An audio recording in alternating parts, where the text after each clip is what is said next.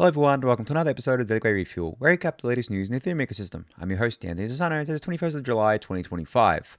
Alright everyone, let's get into it. So another very bullish week in the Ethereum ecosystem, and it looks like this week will also be very bullish from what I'm seeing, and obviously the price action. I mean, at time of recording, ETH is about $3,800, which is a little bit weird to say considering that like 3 months ago, ETH was at $1,400, right? And everyone thought ETH was dead, Ethereum was dead. Everyone was making these just wild predictions about how, the fall of the king ETH is a warning shot to everyone who doesn't innovate and so on and so forth. I was going through a bunch of the bad kind of takes today. I have a folder actually of them on my computer of all these bad takes that I've got saved. And it's just ridiculous what some people were saying. So yeah, fast forward like 3 months and we're at 3,800. Looks like we're going to hit all-time high, sooner rather than later. And every week now, there's just more and more bullish news coming out. Not just about ETH the asset, but also Ethereum the technology too. And I think, when it comes to the asset, obviously most of the activity right now, at least, is around the treasury companies. And I discussed this a little bit with David Hoffman, was it last week on Bankless TV? I did a little guest spot there, and we'll probably discuss it this week because I teased on Twitter that I'm going to be having David on as a guest. So you guys know I rarely do guest episodes on the Daily Gwei, but I'm going to have him on. And honestly, it's just going to be it's going to be fun, I think, because we've been going at it in DMs for months now. You guys probably know that, we've been butting heads for a little while now. And we basically figured that we're at the point where we're kind of comfortable doing that, more openly, more publicly, so we can discuss things and people can kind of give their own takes on it and see where we're both coming from. And I really want to kind of drill down with where David's coming from, because obviously he has some quite out there takes on things. At least that's what I think. And I want him to kind of justify them with me, and I want to kind of refer with him on that. So yeah, that'll be, I don't know when that'll be live, probably end of the week or something like that, because we're recording in a couple of days, and then by the time I get it out and everything, maybe Friday. I'll commit to Friday. Maybe it'll come out earlier. It just depends. But yeah, so I guess like with that all out of the way, today I'm not going to start talking about the asset. I'm going to start talking about the tech, because we need more tech talk, because the asset's just been everywhere. Like you guys know, I mean, even in my tweets, just feel like I'm talking too much about the asset, not enough about the tech. And there's so much stuff happening in the Ethereum tech land. And I think at this point, when it comes to talking about Ethereum upgrades, all of the conversations seem to have shifted firmly to Glamsterdam. So Fusaka, I think they're aiming for November to get it live. I saw some kind of discussions around this. So November to get Fusaka live on the network, which is great because that'll be the first time in a long time we've had 2 Ethereum upgrades in the same year. That's pretty crazy, because we had, Pectra obviously go live in April, and to have Fusaka go live in November, that's great, because then we can say, okay, well then in another 6 months from there, we'll have Glamsterdam live. So maybe in like May or something, we'll have Glamsterdam live. But there's no window on that yet. But there is still a lot of discussion around Glamsterdam. And the reason why there's a lot of discussion, or at least one of the main reasons, is because it's coming up to the point where the core developers are going to choose, and the community at large are going to choose the headliners for Glamsterdam. Now, I discussed this last week with that little tier, a kind of image tool creator, and I actually ended up finishing my tier list of different EIPs that I wanted to see in Glamsterdam, and you can see it here. I've got it up on my screen. Basically, I think EPBS and Fossil should go in, and I talked about this last week about how they basically fit together very nicely, can go in on the same fork here, reducing the kind of block latency, or kind of going from 12-second slots to 6-second slots is awesome, comes with a lot of benefits. But if I had to choose between that and Fossil and EPBS, I would choose Fossil and EPBS. And there is growing kind of understanding and consensus that you want to kind of do a slot shaping EIP like EPBS, or a slot shaping upgrade like EPBS before we do reducing slot times, and doing them at the same time would just probably be too complex. And the reason why I want Fossil as well alongside EPBS, or not just me, but the community and the core developers, from what I've seen, there's 2 reasons. Obviously, as I said, like it goes nicely with EPBS, but secondly, and probably more importantly, is that if we don't do Fossil in Glamsterdam, then it gets pushed out to the upgrade after Glamsterdam, and then maybe it doesn't even happen in that upgrade, because maybe the core developers want to keep it relatively simple, and not overcomplicate things, and then they'll do the reducing the block latency and not fossil, so it gets pushed again. So I really do think that we need to get fossil in as sooner rather than later. So yeah, I'm all for it going into Glamsterdam there. And then there's a bunch of other EIPs here as well that I put lower on my tier list, but in terms of the top two, it's EPBS and fossil. Now Storm here, who works at Paradigm, had a really great little kind of Glamsterdam EIP comparison matrix, and kind of comparing essentially things like how difficult it is to implement on both the execution layer and the consensus layer, what it gives us in terms of bandwidth scaling, what it gives us with immediate in terms of immediate execution scaling, eventual execution scaling, and transaction inclusion speed. Now you can see here that when it comes to EPBS, you've in terms of implementation difficulty on the consensus layer, it's pretty difficult to implement. It's a 4 here. I don't believe it touches the execution layer, so that's why it's at a 1. So this is out of 5. Bandwidth scaling gives us a lot. Gives us 300% extra bandwidth scaling because of the fact that you've got 9 seconds to build the slot instead of 3 seconds now. And then that obviously translates to execution scaling as well. And I think that's just like an immediate thing. There's no, I guess, like execution scaling that comes later from that. So that's why that's 0%. But then there is a knock here, or a negative that Storm says, which is disputed. He does put in brackets that this is disputed, that the transaction inclusion speed goes down by 33% or is 33% slower because of the fact that you have now 3 times the time in order to shape a slot. So I don't know if that's really, like, I don't know enough about that to kind of talk in more detail about what that's actually saying here. But from my understanding, it's basically saying that because you've got 9 seconds instead of 3 seconds to construct a kind of slot here, or to do like the block construction part, I should say, of the slot here, that means that your transaction is actually going to take longer because of that. That's my understanding. No expert here. Maybe I got that wrong. But essentially in the notes, Storm says the same thing. There's a longer window for block transmission and block execution here. Then the other ones, and I'm just going to focus on like EPBS, fossil, and the slot times from this matrix. You guys can check out block access lists and delayed execution on your own. I'll link it in the YouTube description below. But in terms of and fossil, in terms of difficulty to implement, it's not too difficult. It's a 2 on the EL side, 3 on the CL side. It doesn't give us any bandwidth or scaling or execution scaling or immediate execution scaling. It does give us some eventual execution scaling, but essentially, when it comes to what the purpose of this EIP is, it's to make it so that sensitive transactions can be included a lot faster. As we know, there are still validators, and block builders and other entities that will censor Tornado Cash transactions on the network. And it's not just about Tornado Cash, it's about any kind of censorship on the network. With fossil in place, instead of it being a delayed inclusion of up to, let's say a minute at worst case, you're, very high chance you'll get your transaction included within 1 slot. So within 12 seconds or 2 slots at 24 seconds there. So that's obviously why we want fossil. Now, in terms of the 6-second slot times, that doesn't affect the execution layer, so there's no implementation difficulty there. It's just a 1. It's a 5 on the consensus layer side of things. As I mentioned before, this is a very complex thing to introduce into the network. It touches everything. Like, I know it may seem simple. Oh, we can go from 12 seconds to 6-second slot times, and then we get like double the execution inclusion speed and all the other good stuff that comes with that. Yeah, sure, like that's all great, but it is complex because of the fact that it touches the entire consensus layer protocol side of things, and things can easily go wrong if there's not rigorous testing done, and we don't account for edge cases, stuff like that. So that's why that's got a high difficulty there. And it also, there's a small hit to bandwidth scaling, obviously, because of the fact that it's now basically means that the slots happen in 6 seconds instead of 12 seconds. So essentially, you've got less time for a slot as a validator here. And then execution scaling, you get immediate 50% because of the fact that same gas limit with half the slot times, 50% increase in scaling there.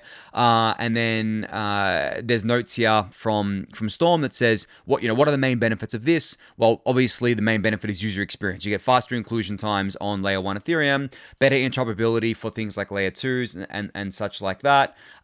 Reduced MEV as well because of the fact that things happen faster, so there's less time to extract the MEV, and so on and so forth. So yeah, that's all there. There's also an accompanying thread here from Storm that you can go check out. I'll link it in the YouTube description below. But yeah, the conversation has firmly moved towards Glamsterdam now. I don't think that there's much conversations happening around Fusaka because we kind of know what that's going to be about. Headline up here, Das. A few other things going in, such as fixing blob pricing, and so on and so forth from there. You can go visit the Forecast website to actually check that out, which is linked here actually.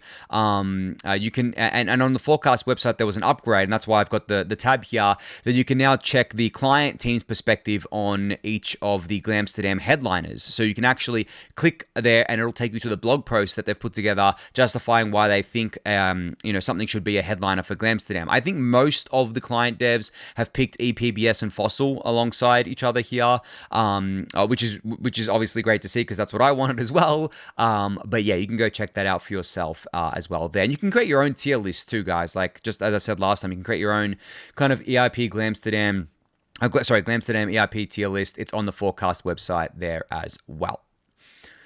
All right, so talking about the Ethereum kind of gas limit, it's going up, guys. Like it's finally going up, right? I remember we originally were going to try and go to 60 million, but then core developers said maybe 60 million isn't like safe just yet, so let's try 45 million first. Well, we're pretty much there. So you can see here, Vitalik tweeted out that almost exactly 50% of stake is voting to increase the L1 gas limit to 45 million, and the gas limit is starting to increase with it now at 37.3 million. And you can actually see on gaslimit.pix, I'll bring up the website here, what this looks like. Pretty much at 50%, signaling for over 45 million here, which is great to see. And I actually went on Etherscan before and I saw some 38 million plus blocks. So yeah, we're getting up there. And eventually, we'll climb up to 45 million and we'll have scaled the network again from that 36 million to 45 million. And then obviously next up is an increase to 60 million, which I think, I don't know if it's going to happen before or after Fusaka. I would like it to happen before because it means that we won't get another gas limit increase until November.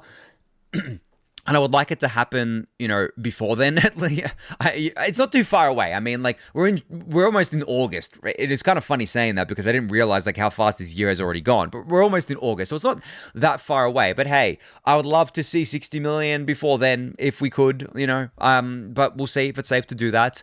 And then I don't know if we're going to see 100 million by the end of the year. I think there was originally like people saying that we should get to 100 million end of year, but I think that if you look at the way things have gone, maybe with Fusaka going live, the core devs will be like, okay, we can go to 100 million now, and maybe we'll still get 100 million by the end of the year. We'll have to see. That'll be a pretty crazy kind of increase, though, because from where we're at now at 45 million, if we do get to 100 million by the end of the year, that's more than a double kind of increase there. We started at 36 million, or we started at 30 million, really. Then we went to 36, 45, 100. And then next year, I think the target is 300 million. So that would be a 10x from where we started, guys, in just a couple of years. So we'll see. We'll see what happens there. But yeah, the gas limit is going up right now.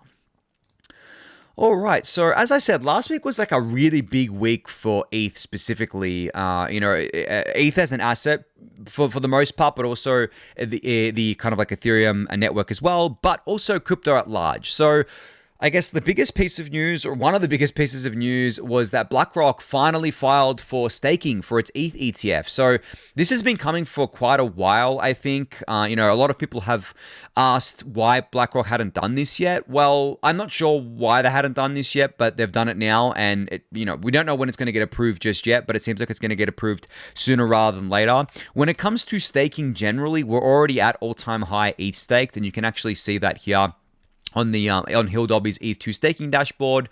We're at 36 million ETH staked. I believe there's 350,000 ETH entering and 350,000 ETH leaving right now. So we're on balance right now, where even, if we're accounting for the entry and exits there, we're at about 36.1 million ETH staked, 1.1 million validators, which, I'm hoping to see them come down more over time thanks due to max EB. But as I've discussed before, a lot of the large operators aren't going to consolidate their validators down for a little little while due to various different reasons.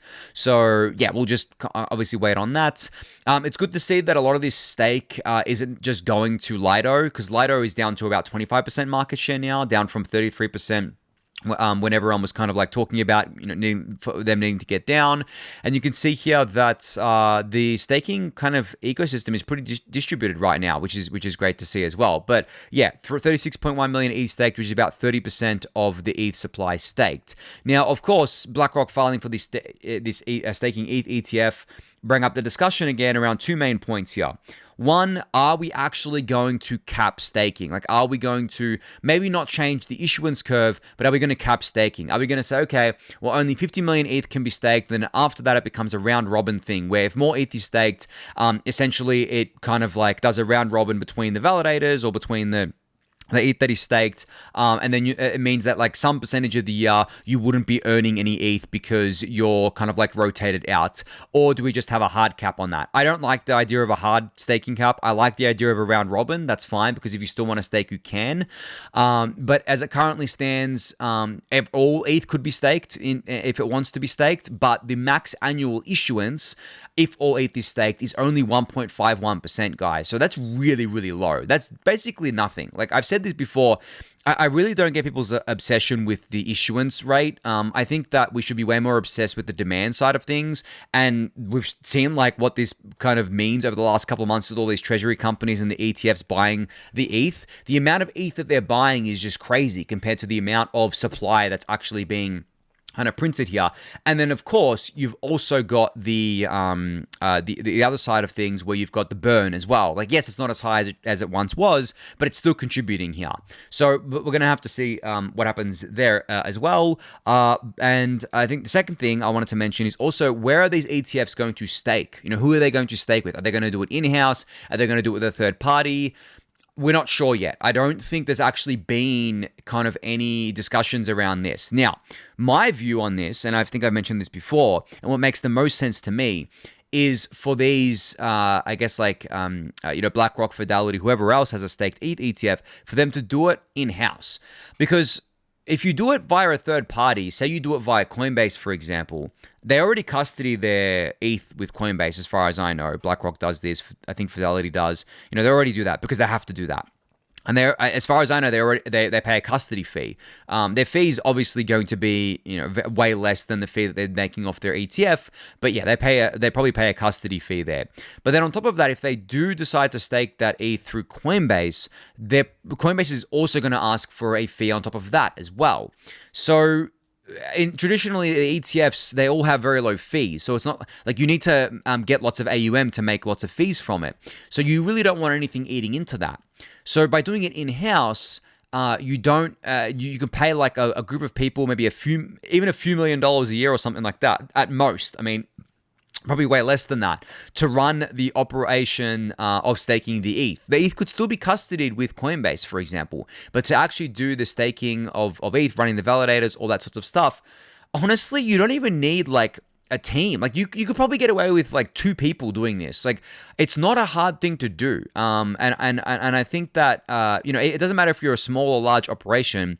Maybe 2 or 3 people, pay them. Let's say you pay them a handsome amount. Maybe it costs you $1 to $2 million a year between those, 3 people or something like that, because you want to obviously pay them a lot because they have specialized knowledge, and it depends where they are in the world. Probably going to be in the US, right? So it depends where they are there, so on and so forth. I don't know what the kind of salaries are for this, but that's probably going to be a lot cheaper than giving Coinbase percentage, a basis point percentage of your staked ETH rewards there, which is eating into what the customers can get as well, eating into your profits. So probably not a good idea there. So I'm hoping they do it in-house, because of the fact that it also further decentralizes out the ETH stake here, and it means that we don't just give like all the stake to Coinbase or something like that. Not that there's anything wrong with Coinbase, but obviously, in terms of decentralization, probably better for them to do it in-house there.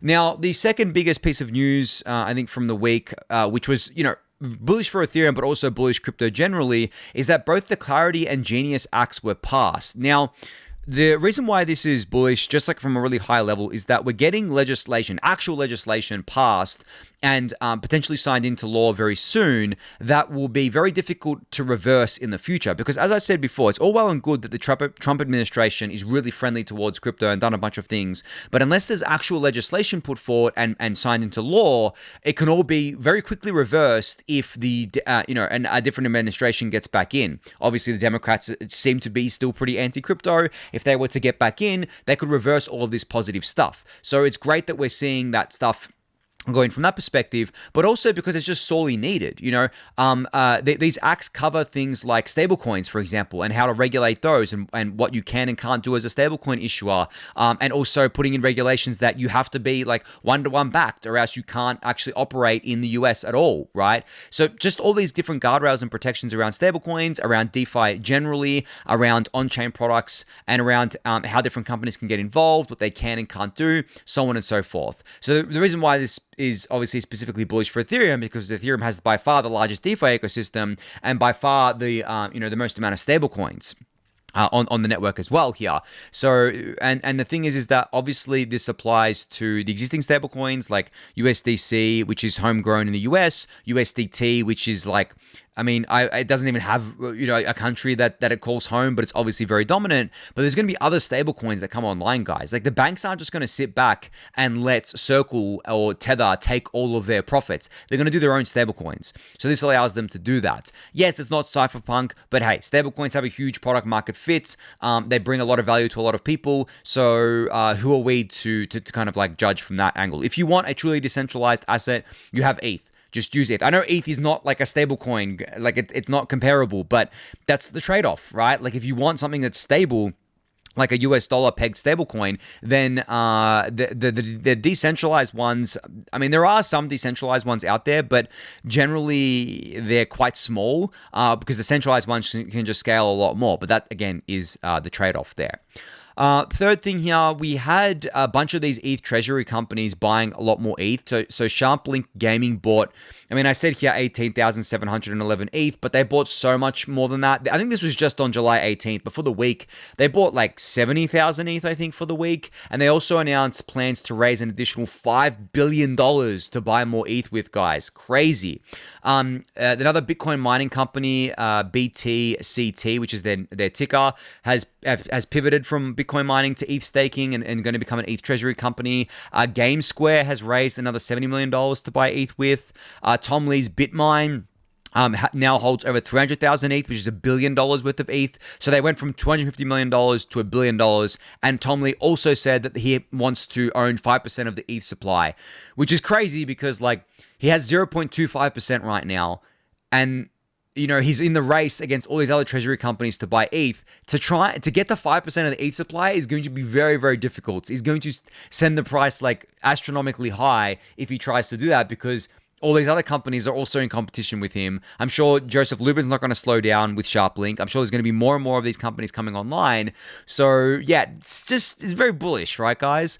And then some key Ethereum figures from entities like the Enterprise Ethereum Alliance or EEA and Etherealize, and I think Chainlink representatives as well had met with the SEC Crypto Task Force to educate them about Ethereum, which is very cool to see as well. So yeah, bunch of really bullish things happened on that front there. Now, in terms of the ETFs, now this is another thing that I figured I would bring up because the ETH ETFs had their biggest week in history by far last week. The total flows for the week were $2.1 billion.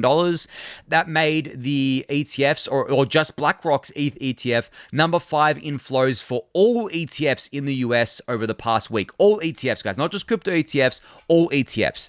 And IBIT, which is BlackRock's BTC ETF, was number 1. So just crazy numbers here, guys. But yeah, BlackRock's ETF, number 5 across all ETFs, ETH ETF, that's crazy there. But in terms of like the totals, as I said, $2.1 billion of ETH was purchased this week via the ETH ETFs. And now the price at 3,800 is above the price that it launched at. So I believe that I mentioned this last time, but the price that the ETH ETFs launched at back in July of 2024, so a year ago now, was 3,500. And since then, it's only been over 3,500 briefly when we went to 4K, but then most of the time it's been under that. But now we're above that again. So essentially, all of the ETF tickers are now above the original price, and above, I think, 4K is when they're above their all-time high price. So what do you think that's going to do to inflows, guys? Like, I know what it's going to do. I'm sure you guys know as well, but it's just another thing to be really bullish about there. Now, in terms of what this looks like from the supply-demand angle, I put a tweet out where I said the net new ETH issued during last week, and I was just counting Monday to Friday here. I wasn't counting the weekend. So from Monday to Friday last week, we issued 11,572 ETH, give or take, and this was net issued. So this includes the burn, which is about $41 million. And then the net inflows into the ETH ETFs for the last week, or just for those 5 trading days, was 672,000 ETH, or $2.2 billion, which means the ETH ETFs bought 58 times more ETH than was net issued by the network during the week, and that's just the ETH ETFs. I'm not including the treasury companies there, and obviously all of the other net ETH buying that was going on, given that there seems to be a lot of FOMO around ETH right now. And this is why earlier I said, let's stop kind of talking about the issuance, even at the max issuance, which we'll never get to, but even at the max annual issuance of 1.51%, guys, that is nothing compared to the amount of demand we now have for ETH as an asset. That is completely offset. And I also put a tweet out, I don't know if I've got it up here. Yeah, I put a tweet out where I said that the total net ETH issuance since the merge has been 388,000 ETH. The ETH ETFs bought 406,000 ETH in just 2 days last week. So all of the net issued ETH, again, including the burn, and more since the merge was bought in 2 days worth of ETH ETF flows last week. And now you throw in the ETH treasuries, and the ETH supply shock is real. And then I followed this up by saying, for those who aren't aware, the merge was almost 3 years ago now, on September 15th, 2022. So we erased 3 years worth of net issuance, factoring in the burn, in 2 days of ETF inflows, guys. If you were to include the treasury purchases in that, we would have done it in 1 day. So again, the issuance side of things is irrelevant because the issuance is so low. Like, it's just, it's so incredibly low, guys. It means nothing in the grand scheme of how much buying pressure there is. And again, I reiterate the point that this issuance is going to stakers. It is not going to miners who sell. It is not going directly to the market. It is going to stakers. The only portion of that you can guarantee is eventually sold is the tax portion, which you could say, let's just say it's a flat 30%, right? So you could say a flat 30% has to be sold for taxes. It's probably less than that, but let's just say it's a flat 30% if you want to be really conservative. And then the rest of it, we don't know. We don't know what happens. Maybe it'll get restaked. I mean, I'm sure a lot of it will. Some of it will get sold, but it doesn't get sold all at once. There's different periods of when it's getting sold. So yeah, just a crazy amount of stuff going on here, guys, that is very conductive, obviously, to a higher ETH price there. But yeah, just some insane stats for you guys there. Last thing I wanted to talk about was this new report that the Obol Collective wrote, which was titled Ethereum's Trillion Dollar Catalyst, ETH as a Productive Treasury Asset. So again, another one of these really good reports that cover Ethereum as a network and ETH as an asset specifically. This is the third one that I've seen recently. There was obviously the one from Etherealize, the ETH Digital Oil one. There was one from Electric Capital, which was all about how stablecoins are going to drive demand for ETH. And now there's one here from the Obol Collective, which is all about how ETH is a productive treasury asset, because Obol Collective is responsible for building staking infrastructure, namely staking infrastructure that enables you to do things with distributed validators, squad staking, all that good stuff there. So you can go check out this report. I'll link it in the YouTube description below for you to do so. But I think that's going to be it for today. A nice short and sweet one. There will be another episode of the Daily Gwei this week. It won't be a refuel, of course. As I said at the start, it's going to be one with David Hoffman. I think it's going to be spicy, guys. Like, I actually do, because I've said it in the Discord channel. I'm not going to sit there and just be agreeable. I'm not going to make it so that David is comfortable. I'm going to make him uncomfortable. I'm going to make him defend his positions with everything that he's got, because he has pretty strong positions on things. And I hope he does the same to me. I have strong positions on things too. But it's not going to be like a little kind of sugar-coated kind of babying each other thing. No, we're going to go pretty hard at it. And I've already kind of told him this. I want to discuss this, without obviously getting mean at each other. But I really want to get at the heart of all of this, because he mentioned the other day to me, actually, and he won't mind me saying this because he said it publicly on Twitter, but he mentioned the other day to me, it's like, it's all well and good that the ETH price is going up, but there is still obviously things with Ethereum that we need to improve. And I was like, that's fine. Like, I totally agree with that. But then I stopped myself from saying this to him, but I basically kind of wanted him to tell me what those were. Like, what's wrong with Ethereum according to David? Like, what do we have to fix? What does he think is not getting enough focus, not getting enough attention? But I figured I would wait until the episode to do that, because I want him to tell me what he thinks wrong, and then I want to, kind of go at him and say, okay, well, here's why I agree with you or disagree with you. And then I think that's going to lead to a really productive conversation that people can get a lot of value out of. So look forward to that at the end of the week. But I think on that note, that's going to be it for today's episode. So thank everyone for listening and watching. Be sure to subscribe to the channel if you haven't yet. Give it a thumbs up, subscribe to the newsletter, join the Discord channel, and I'll catch you all next time. Thanks, everyone.